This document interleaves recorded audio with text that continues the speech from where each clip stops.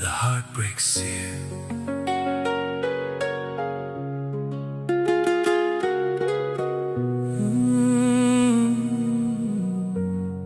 Ndakakura nemoyo wese,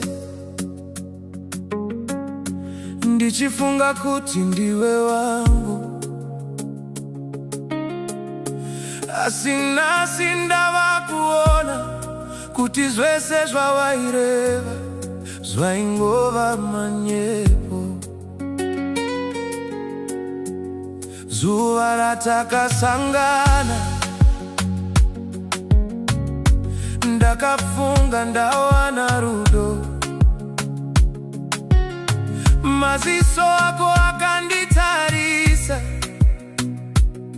moyo wangu ukatanga kurota. Wakati uchagara neni,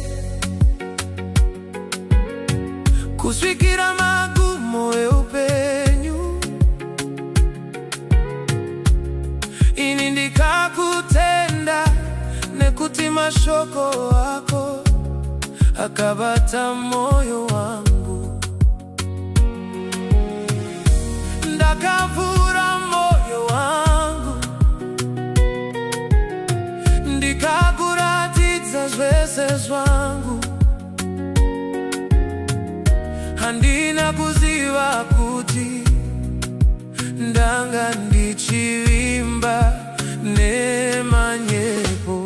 Waindinyepera rudo rwese, uchiti uchagara neni.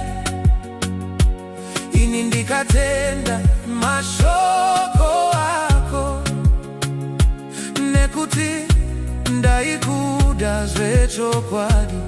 Waindinyepera neramangwana, uchiti tichafamba tese.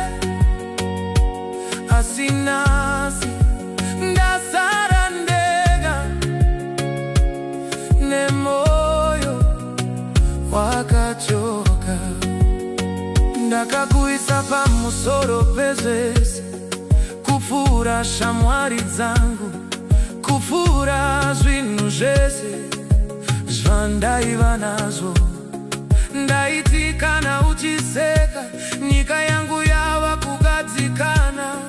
Asi handina kuziva kuti kuseka kwako kwaiva kwakavanza kuenda. Ndaiziva chokwadi, pamwe ndaizodzivirira moyo wangu, nekuti nhasi misodzi yangu inotaura, ndichiri kunzwa izwi rako richiti ndichagara newe. Asi mashoko acho aingova mhepo. Waindinyepera rudo rwese,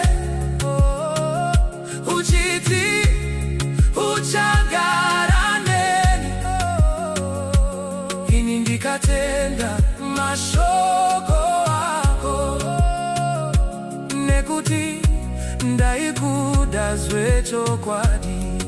Waindinyepera ramangwana, uchiti tichafamba tese. Asi nhasi ndasara ndega, ndichichema nerudo rwako.